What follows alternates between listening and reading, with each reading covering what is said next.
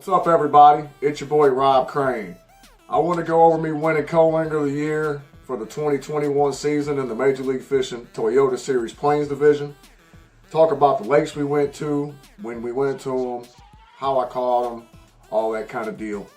So, what an awesome season. I'm so blessed for all the people that helped me over the years, all my sponsors, all the people that root me on, follow me on social media. I appreciate all y'all, and it was nice to, get crowned champion this year. So, starting off the year, we went to Lake of the Ozarks.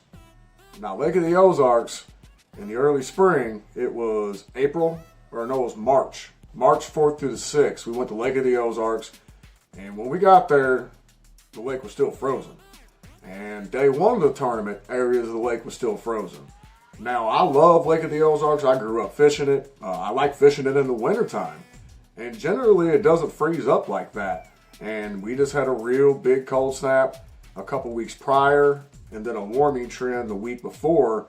And a lot of us were scared that the tournament was going to get canceled. Like, we didn't know if it was even going to happen. So, a couple days prior, tournament director Mark was like, we all kept badgering him, hey, are we going to fish? Are we going to fish? And he's like, yeah, it's a go. So, went to Lake of the Ozarks, and when I got there and seen the lake still frozen, I was like, holy crap. So, day one, I drew a guy, and he was throwing the A-rig. A lot of guys were throwing that at the time. And he was throwing it, so behind him, I wasn't trying to throw that. And I was kind of looking at his graph, and I knew this was going to be a hard tournament to catch fish. Looking at his graph, and I was throwing a mega bass, jerk bait, and, which is one of the best baits you could throw when it's cold in the Ozark Lakes. So anyway, I was throwing the mega bass, and I started seeing fish suspended at about 15 foot. A lot of bait balls and stuff like that. So I was like, well, I'm going to get down deeper. So I picked up a Rapala Shadow Rat deep diver. And that guy will get down 10 plus foot, it says 11, but give or take a couple foot. So I got it down a little deeper, and I just kind of threw it off the back of the boat that morning, and I caught one about 3 pounds. And it was a pretty good fish, got him in the boat, and I wasn't even nowhere near the bank, just kind of paralleling off the bank. We might have been 25 foot, 30 foot off the bank, So I caught that fish a little deeper, and he caught a couple fish, whatever, and then we went to another area 2 hours later, and I caught one like 2 pounds. So not big weight day one, but I was still up top towards the leaderboard with just whatever it was, 5 pounds plus pounds and 2 fish. So after that day, I'm like, I just need, if I catch a limit, I'll make day 3. If I catch 3 or 4 tomorrow, I'll make day 3. So I went out, and I could only squeak out one more the second day.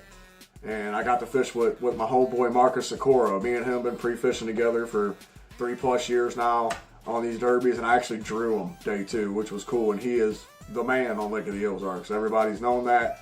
Marcus, we went out, and the fish just weren't cooperating. It was a real tough day.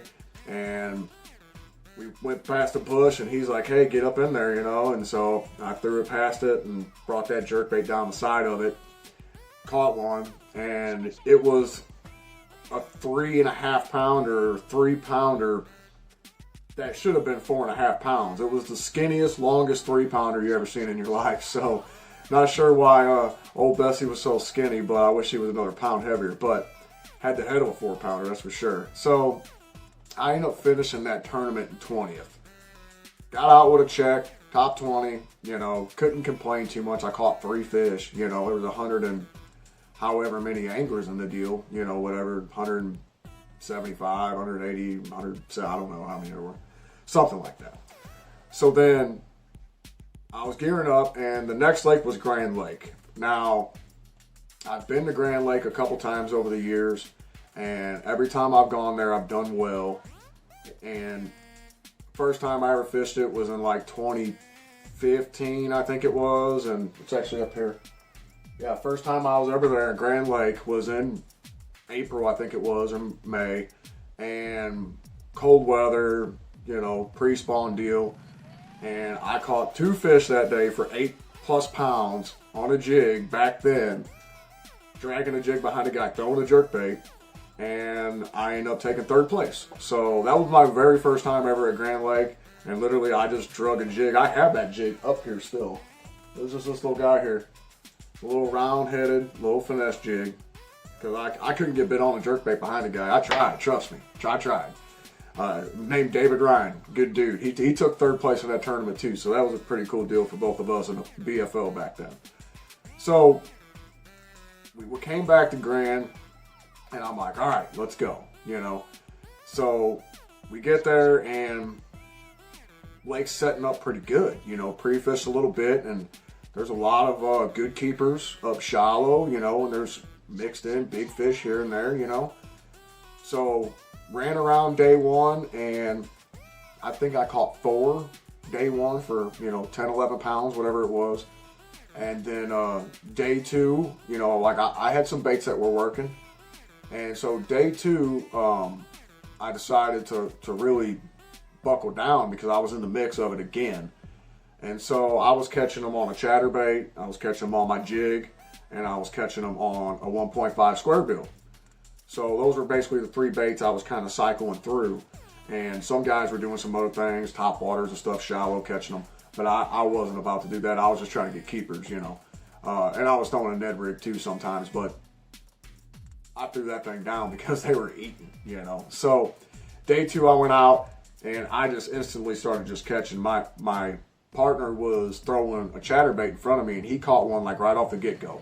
Well, right after that, I was throwing my jig starting off. Well, I pick up a square bill, and I started going to work behind them. And I mean, I caught 3 or 4 within like the first hour of keepers, and one of them being like a 4. You know, it was a good fish. So he started throwing. I told him, I said, look, he had the same bait, same color. I was like, look, if I get my 5th one, I'll put this down till you get your 5, because maybe he had 2 at that time.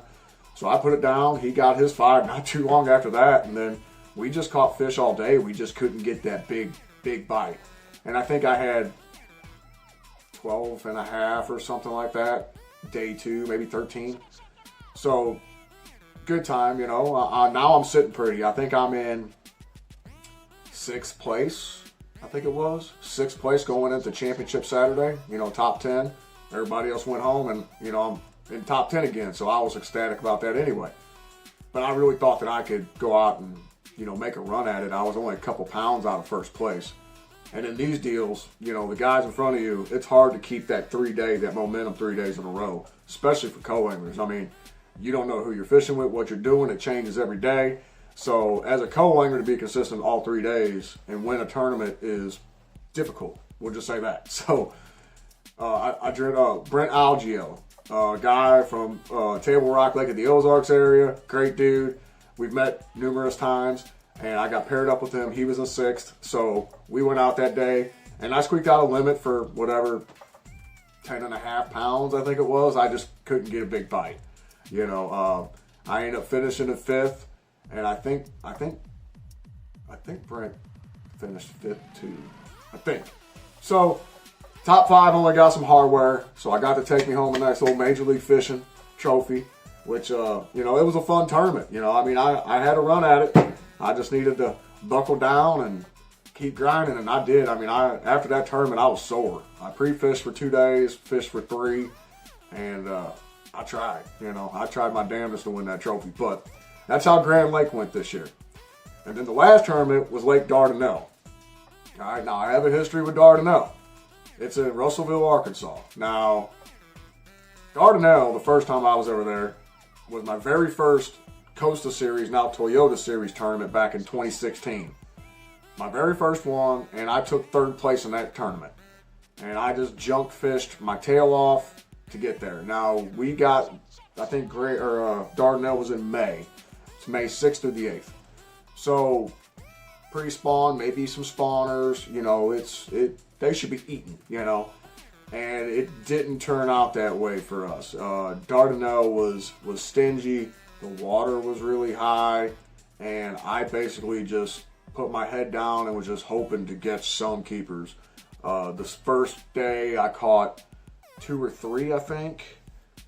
Yeah, I can't remember. I caught 2 or 3 fish day 1, and I was hanging around whatever it was, 25th place, or I think I was higher than that. But anyway, day 2, went out, super, super tough grind.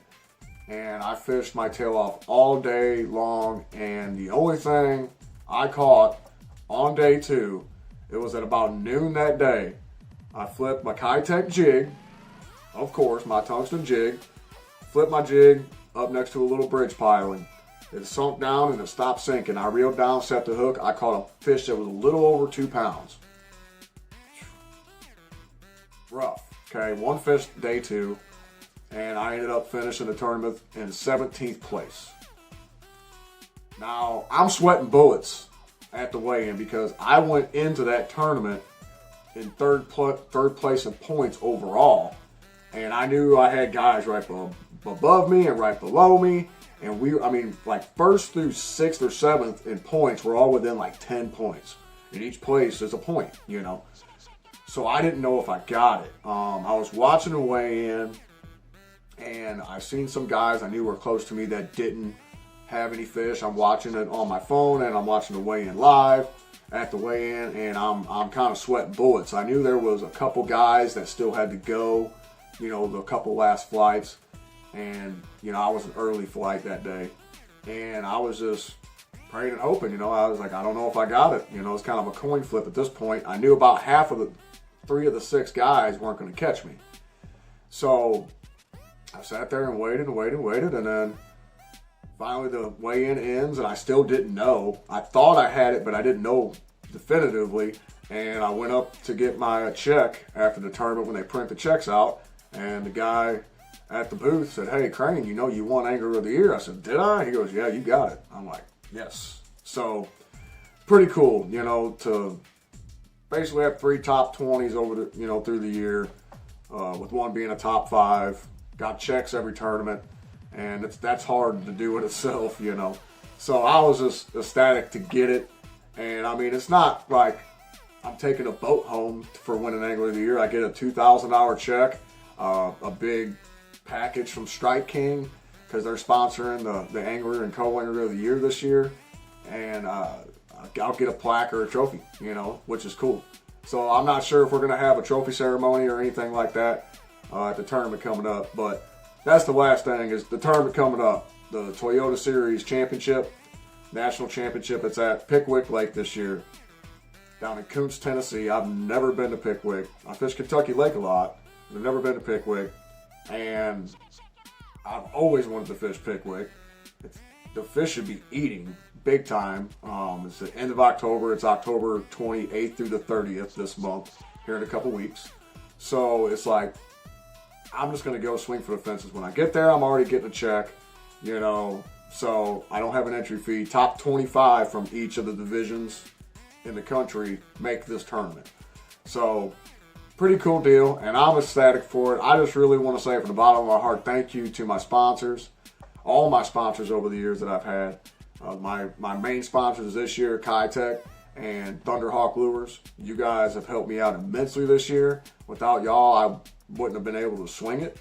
And, you know, I've won some. I'm already in the plus side this year, so going to a tournament where I don't have to buy into it and I'm getting a $2,000 check, I'm just going to go there and just have fun. I'm not going to put no pressure on myself.